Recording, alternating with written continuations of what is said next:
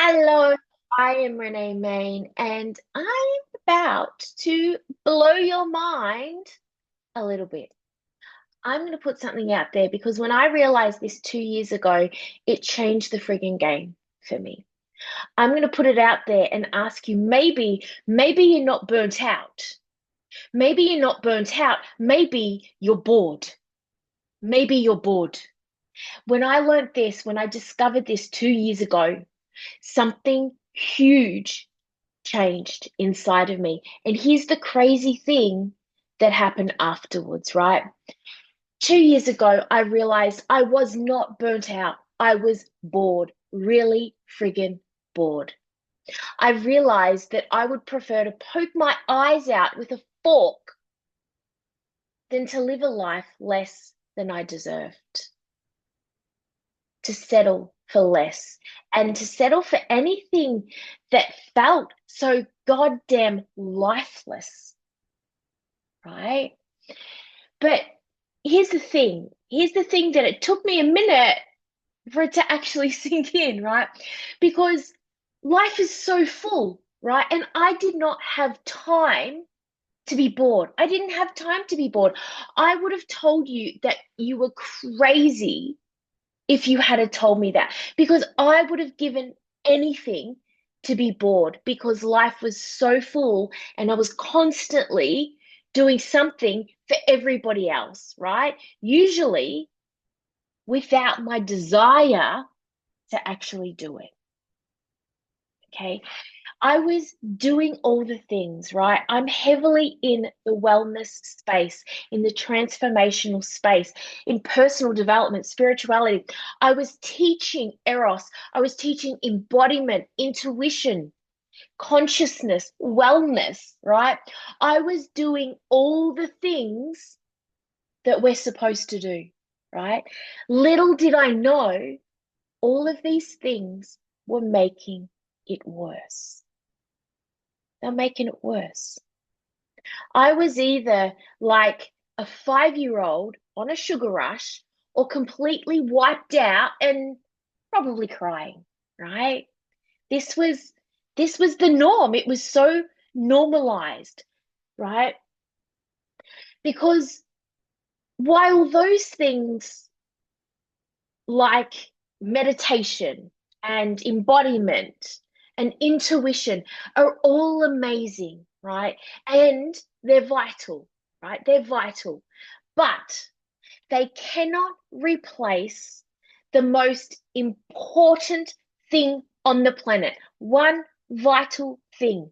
All of the self help, spirituality, personal development, meditation, journaling, hugging trees, your vision boards cannot replace this one vital thing, your fire. Your fire. That life that burns inside of you gets smothered because we're a leaky ass bucket, right? We're leaking out energy, we're leaking out our life force, we're smothering our fire. And we're not even aware of it. We're not even recognizing that this is happening because it's not just become so normalized in our lives, in our households, but the society around us is doing the exact same thing, and it is madness. So here's the thing that I did. I said no.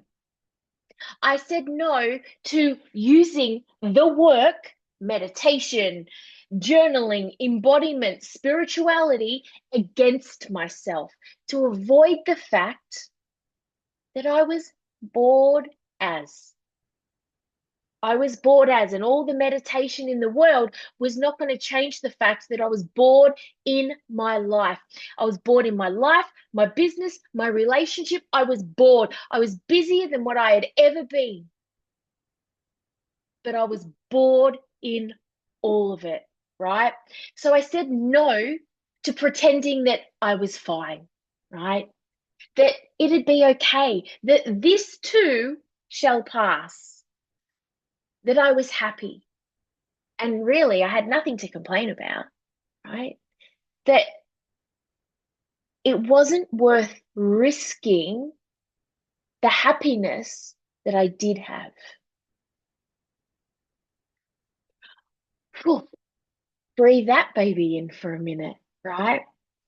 And really, I had no time as it was. So what was I going to do, right? I had no time to do anything about this because life was so full. And then another little lightning bolt hit me. And this was the truth because the actual truth was I didn't know what I did desire. I didn't know what I actually wanted. And this is coming from a pleasure expert, right?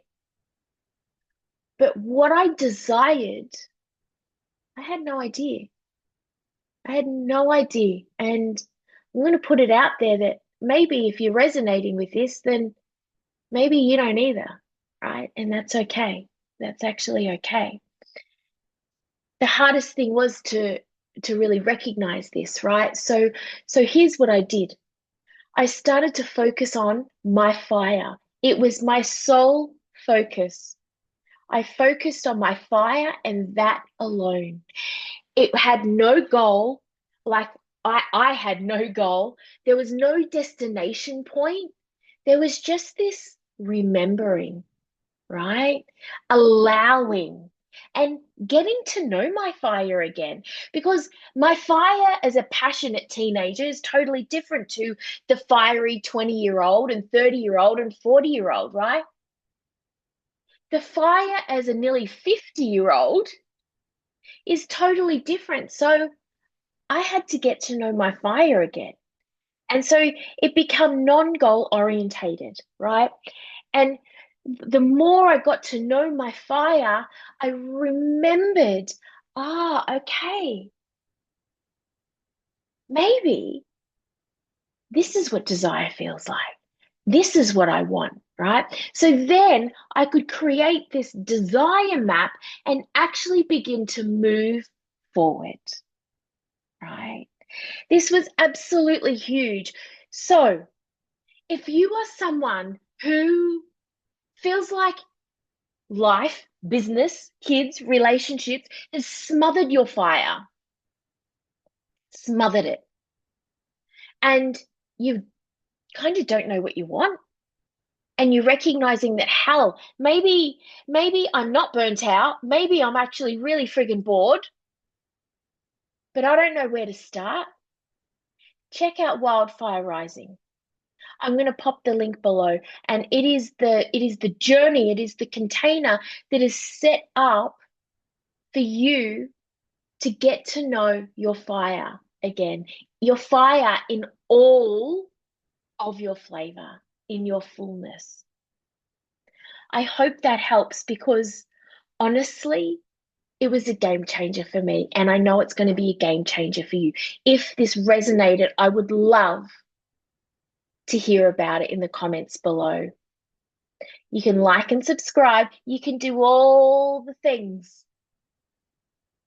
and check out Wildfire Rising. I'll see you next time, everybody. Bye.